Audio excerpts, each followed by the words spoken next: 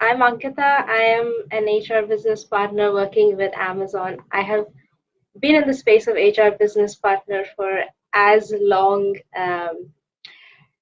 as I've been working. I had a short stint in learning and development in between. When I'm not at my day job, I enjoy writing everything about HR in my blog and then for a set of other websites.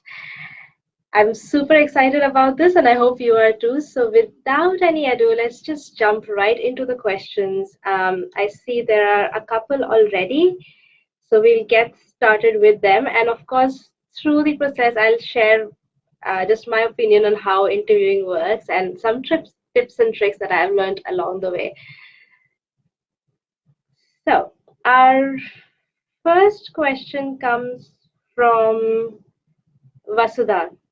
So Vasudha asks, how will age career gap considered in interviews by companies?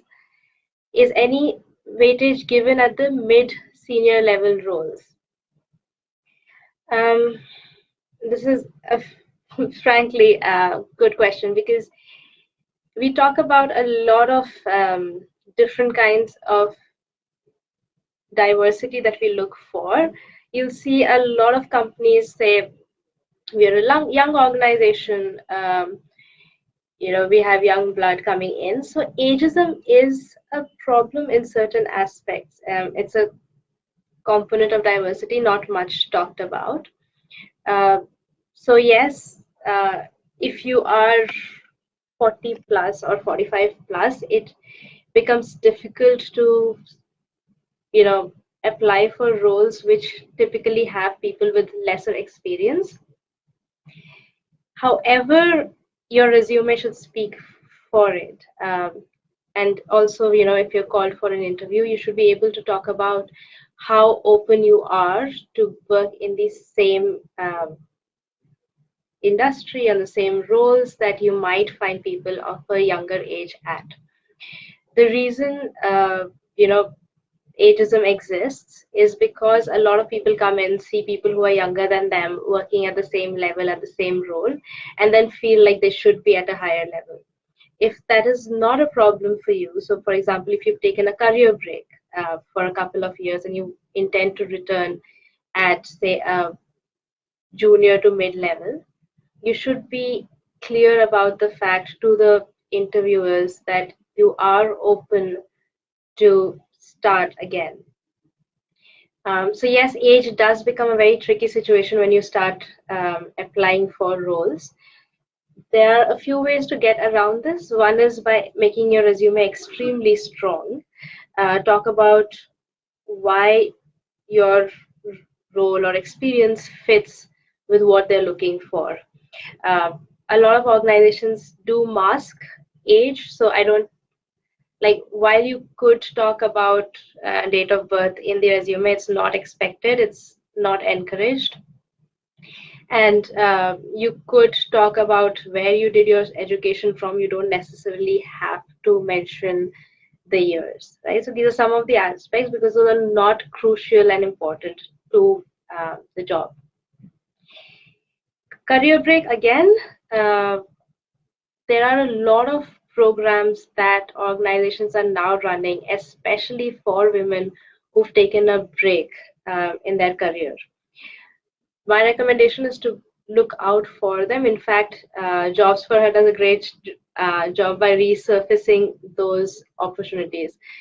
Uh, those are the best places to get to, but I know a lot of organizations who ask you about why you've had a break in the career, and if you have a convincing answer and you've so it's not enough to have a convincing answer as to why you've taken a break in the career, but also have an answer for how you've been keeping up to date with the market while you were on break.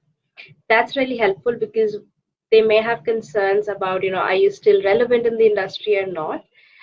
It's great to come with a beginner mindset and a learning mindset saying that I will pick it up. But what helps is if you've already started delving, if you started reading what's new in your space and so on, and demonstrating that. So that's my long drawn answer to the first question. We'll move to the second one. Preeti asks, how do companies look at a person who spent almost 20 years in the same company?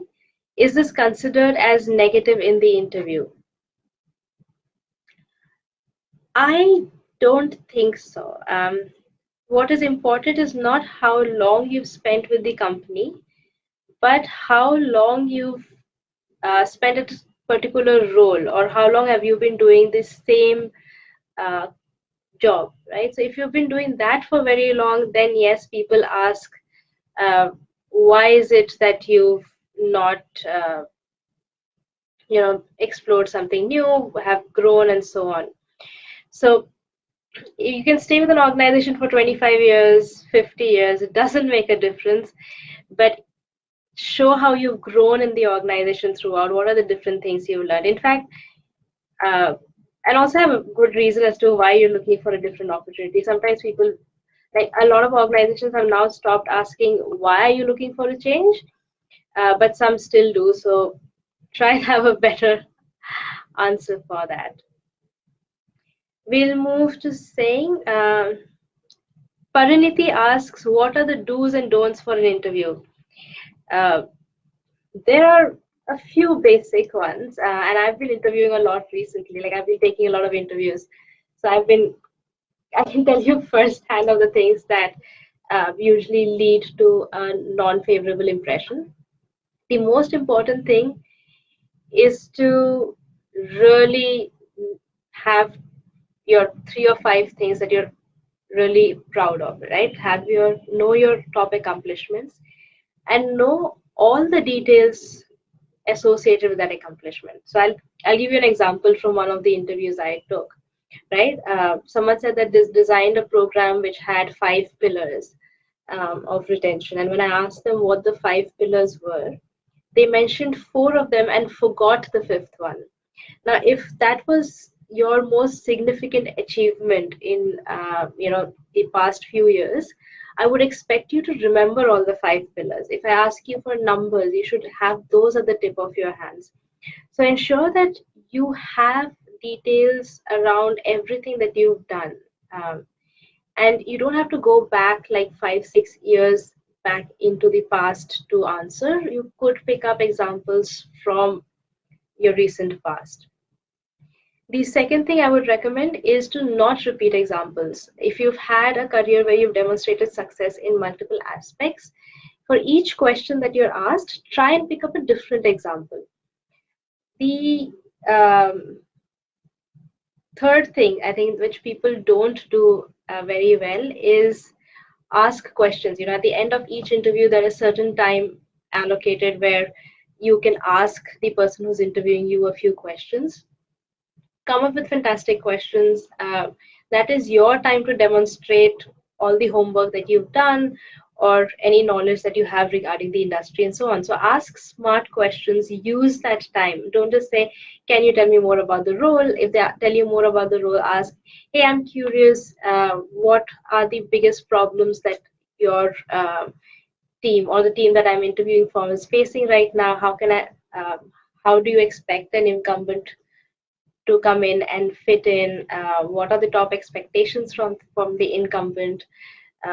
What if you know something about the industry, quote that and say, is it similar, or how is that impacting your sector at this point of time? So ask smart questions, get to know more about it.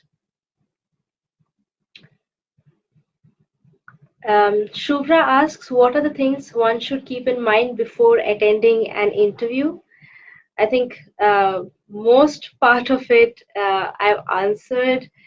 Just prepare. I think a lot of people walk into interviews thinking, how difficult can it be?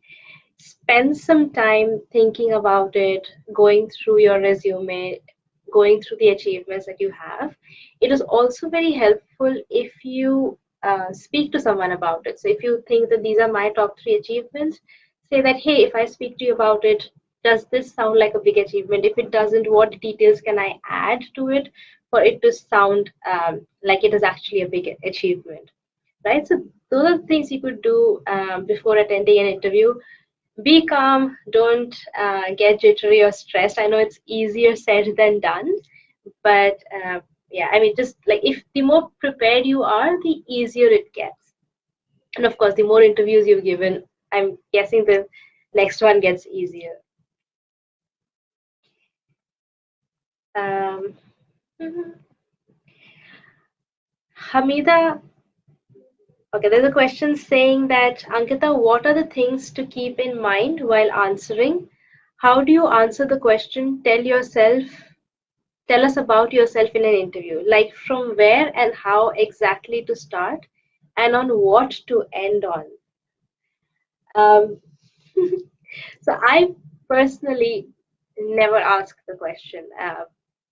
The If the interviewer has done their homework, they've read your resume, then they will typically not ask you, tell us about yourself.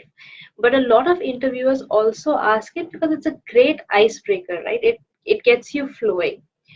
The important part to remember is that in the tell us about yourself part of the interview, that is your opportunity to lead the conversation. So if there is a certain achievement that you are extremely proud of, or if you want the person to focus on, you should talk about it in that section, because then the interviewer picks up from there. So take for example, if you ask me what to talk about myself, I'll say, hey, this is what I currently do. I'll give a very short background of saying what I've done in my career history, and I'll obviously go in reverse chronological order and only go for about the past 2 or 3 jobs. You don't have to go through all of it. And then talk about what interests you, right? So, for example, I'll say that, hey, I've worked as an HR business partner at Amazon. I do blah, blah, blah. But that's my day job. And outside of my day job, I also write a lot about HR, and some of the topics that I enjoy writing about and have had the opportunity to work at Amazon on are things like X, Y, Z. And that is what you end it at. So when you do that, the person who's interviewing you will likely say, hey, can you tell me more about X? What did you do there? And then so on. So it makes for a very engaging conversation and gives you the opportunity to lead the interview. The next question says, I am a fresher since I've completed my studies, been over 3 or 4 years, got many opportunities, also made it up to some, but because of far off place, didn't opt for. So suggest some tips on how I can do better in interviews, as I have not been working soon after my career. It happens. Sometimes people, and I think I would treat this very similar to taking a break, right? What is extremely important to put on your resume for even to get a call for an interview is to show what you have been doing in those 3 to 4 years. And especially in the interview, tell them about how you have maximized those 3 to 4 years, and that you've not just been sitting at home, or if you have been sitting at home, what has your experience taught you that could be relevant to the job, right? These are difficult questions to answer because it becomes very difficult to convince the person on the other side that you've been using the time fruitfully. So uh, you like if you've taken up any online courses to keep abreast with the industry, talk about that. If you've been talking, if you've been doing any freelance consulting, make sure you mention that. If you've been picking up projects, internships, uh, talk about those and make those the focal points, because those are as important to your whole learning and experience journey as working in an industry. So it may not give you the exact same advantage, but it does show, how important it is for you. Okay, this is an interesting one. Jyoti asks, I have applied for a field service engineering job which requires more travel. How can I convince the employer in the interview that I'm interested to take the job? They will question me if I can travel more being a woman. These are, that's an extremely real scenario. In fact, uh, I can talk about, when I was sitting for interviews after college, I had a role with an organization which required me to work at the factory. I was super interested in it. I thought it was important, but the organization decided to go ahead with only um, male applicants. So, as much as I want to say that this is not true, it does happen a lot. It is not ideal, but there are two or three things that you could do to convince the organization that you really want the job, right? The first is pick up past instances of where you've had to travel, right? If your job required travel, tell them that, hey, this is what it does. Talk about what your travel constraints are if they exist. So talk about saying that, hey, I can easily travel 2 weeks out of 4 weeks in a month. Um, and I have that backup in case that is an assumption or a hesitation that you have. It is extremely important to upfront address any assumptions that you're making. So if you think that the organization is not sure about it because you're a woman, or if you can't travel, address that in the interview. Tell them that, hey, I can travel, I have traveled, I have XYZ support system at home that will allow me to do it. This is my interest, and if I am interested in something, I go all the way to do it. I don't let other circumstances hinder me. And then give a few examples of that. That's the only way you can build trust in the employer that you will do what is asked when necessary. Again, Meera has a question related to years of experience. She asks, companies always consider people with less experience. How about people with more than 12 to 15 experience? There is a lot of and I'm going to come back to ageism and how the industry has a lot of conversations that are going on about, you we talk about discrimination when it comes to gender, about LGBTQ, about people with disabilities, but we don't talk about age. So that conversation is on the rise, so hopefully it'll get easier in the future than now. But for now, it is, like I mentioned before, the biggest reason there is a hesitation is because someone with 12 to 15 years of experience comes into the role. They see people with 5 years of experience at the same level, and they get a little uncomfortable with the situation. So you need to head on address it, saying that, hey, I know I might have more experience than what you're looking for, but I am definitely super interested in the role. I'm willing to do what is required, and stay in that role for as long as required, right? Again, take the conversation towards how you are a good fit for that role. If you do that, uh, most organizations are willing to overlook 12 to 15 years of experience where 5 would do. I have seen organizations where you've had people of all ages within the same team doing similar work, and they have gotten along well. There are also instances where we have the same kind of diversity and they don't get along well. So it is a gamble, but a lot of organizations are more and more willing to take it. So the other part is, if the organization advertises itself as being a young working place and having like only young people in the team, stay away from those organizations or teams. The next question says, what are the important things to be put under personal details in a resume? Is adding address, date of birth, marital status necessary, and what other details to be added?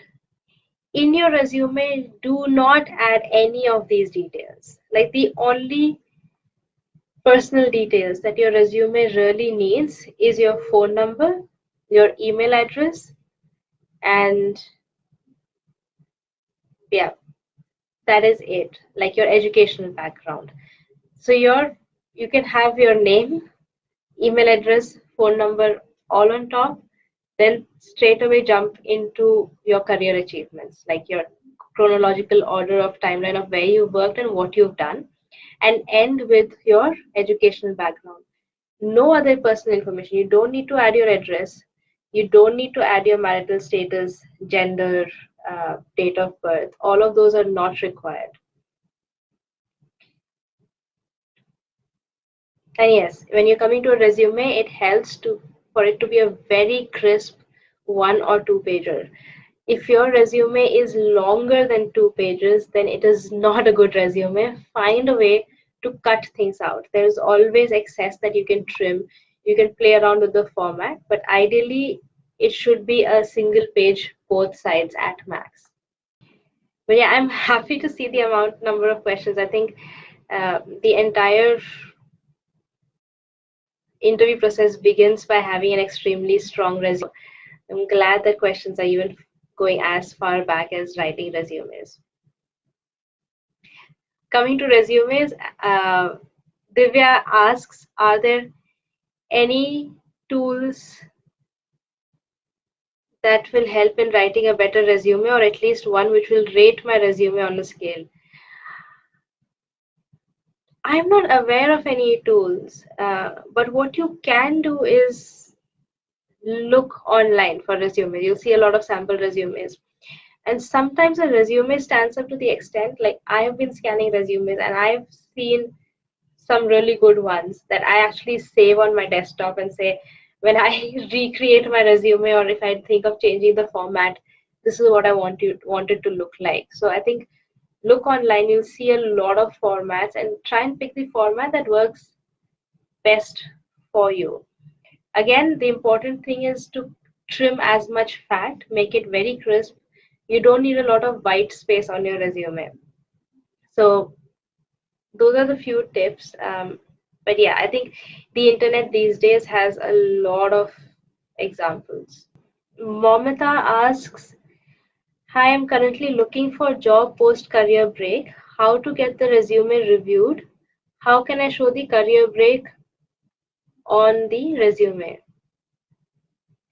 So you, again, if you're doing chronological order of how you're listing your work experience, you don't have to explicitly mention your career break. So if you've been working from 2010 to 2012, you say 2010 to 2012, this organization, this is what I did in that organization. If you've taken a break from 2012 to 2015, your next thing will anyway start from 2015 to 2018, for example. And that's if you've taken a break somewhere in the past. If you've taken a break now, again, you don't have to explicitly mention it. Just say 2010 to 2012, this is what I've been doing, and that is your last chronological order in the resume.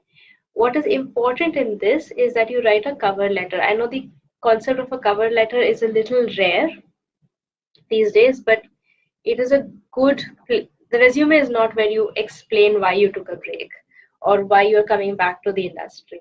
The cover letter is where you do that. So write a cover letter, say that this is the role, I'm super excited in it, I took a break for X reason, and this is why I'm willing to come back, and this is why I'm the best fit for the role.